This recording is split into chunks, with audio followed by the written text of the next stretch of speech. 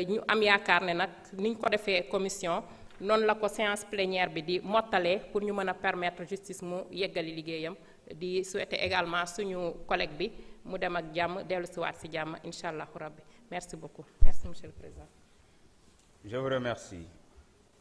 La parole est à monsieur le ministre de la Justice, garde des Sceaux.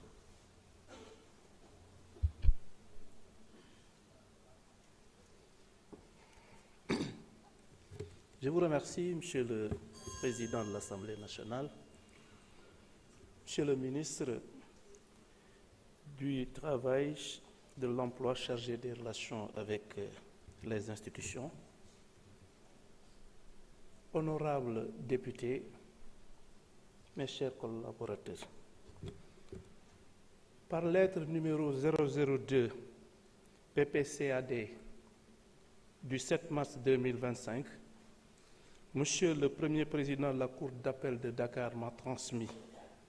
un courrier par lequel les juges d'instruction en charge des premiers et cinquièmes cabinets du pôle judiciaire financier sollicitent la levée de l'immunité parlementaire du député Moustapha Diop. Ces autorités exposent que suivant réquisitoire introductif du 22 janvier 2025, Monsieur le procureur de la République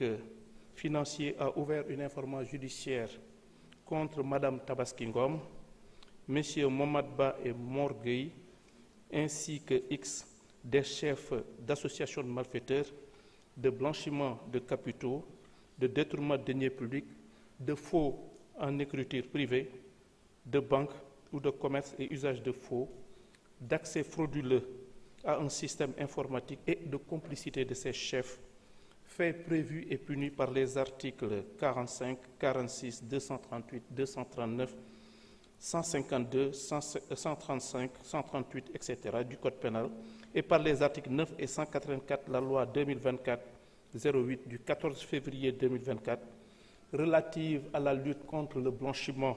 de capitaux, le financement du terrorisme et la prolifération des armes de destruction massive. Les magistrats instructeurs ont estimé, après analyse du dossier, devoir demander la levée de l'immunité parlementaire du député Moustapha Diop. En effet, au terme de l'article 61 de la Constitution, aucun membre de l'Assemblée nationale ne peut, pendant la durée des sessions, être poursuivi ou arrêté en matière criminelle ou correctionnelle qu'avec l'autorisation de l'Assemblée nationale. Le membre de l'Assemblée nationale ne peut, hors session, être arrêté qu'avec l'autorisation de l'Assemblée nationale, sauf en cas de crime ou de délit flagrant ou de condamnation pénale définitive. Donnant suite à cette demande, j'ai saisi Monsieur le Président de l'Assemblée nationale par correspondance numéro 0154 MJ du 10 mars 2025. S'agissant de la levée de l'immunité parlementaire d'un député, je voudrais rappeler que cette procédure est régie par les dispositions des articles 61 de la Constitution et 52 du règlement intérieur de l'Assemblée nationale. L'article 61 suivisé prévoit notamment qu'aucun membre de l'Assemblée nationale ne peut, pendant la durée de session, être poursuivi ou arrêté en matière criminelle ou correctionnelle qu'avec l'autorisation de l'Assemblée nationale. Quant au règlement intérieur précité,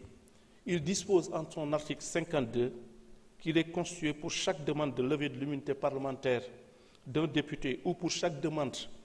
de suspension de poursuite déjà engagée, une commission ad hoc de 11 membres nommés selon la procédure prévue à l'article 34. La commission doit entendre le député intéressé, lequel peut choisir comme défenseur un de ses collègues. Lors des débats ouverts par l'Assemblée nationale en séance plénière sur les questions d'immunité, peuvent seuls prendre la parole le président,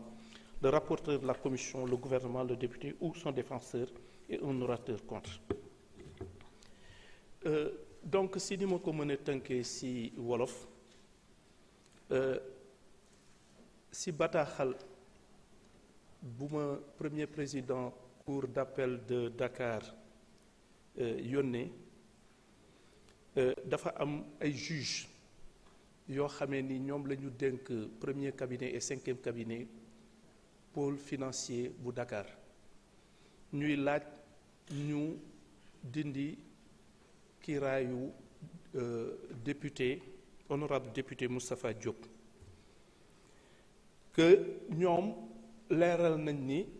ñu ngi sukkandiku ci seen laaj boobu ci réquisitoire introductif maanaam këyit bu ñu jot